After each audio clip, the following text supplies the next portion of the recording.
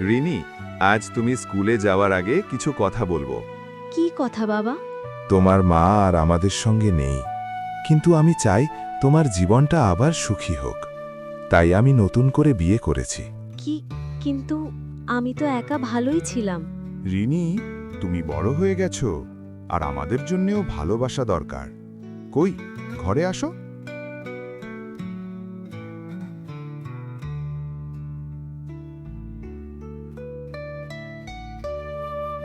Hello Rini, আমি মিনা। আমি তোমার নতুন মা। নতুন মা, এই শব্দটাই তো খুব কঠিন। মা আবার নতুন হয় নাকি?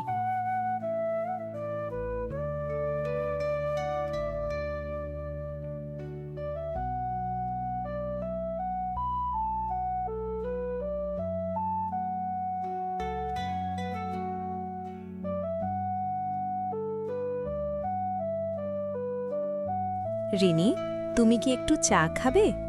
না, ধন্যবাদ।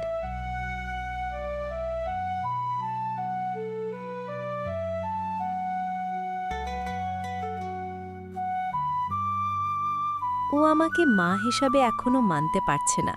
আমরা ধীরে ধীরে বন্ধুত্ব করব। আমি জানি, কিন্তু আমি চাই তুমি তার ভালোবাসা বুঝতে পারো।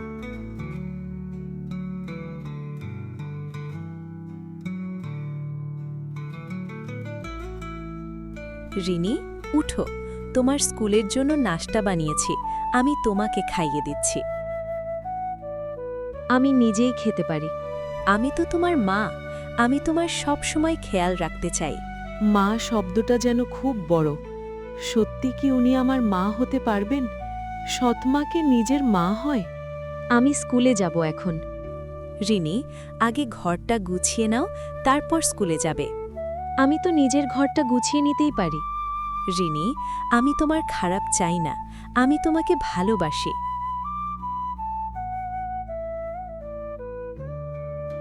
রিনি, একটু ধৈর্য ধরো। সে তোমাকে আঘাত করতে চায় না।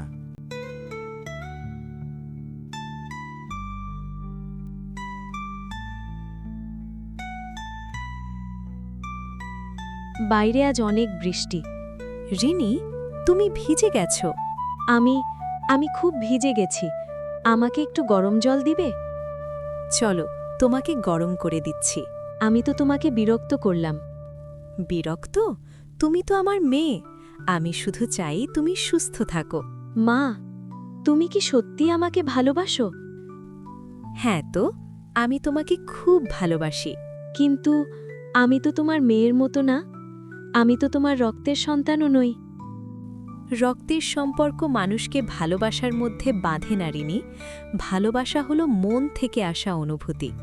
তাহলে তুমি কি আমার মা? হ্যাঁ, আমি তোমার মা। সেদিন থেকে সৎমা শব্দটা রিনির কাছে আর ভয়ের নাম ছিল না। ওটা হয়ে উঠল ভালোবাসার নাম। সৎমা মানেই খারাপ না। ভালোবাসা, যত্ন আর বিশ্বাসী সত্যিকারের সম্পর্ক গড়ে।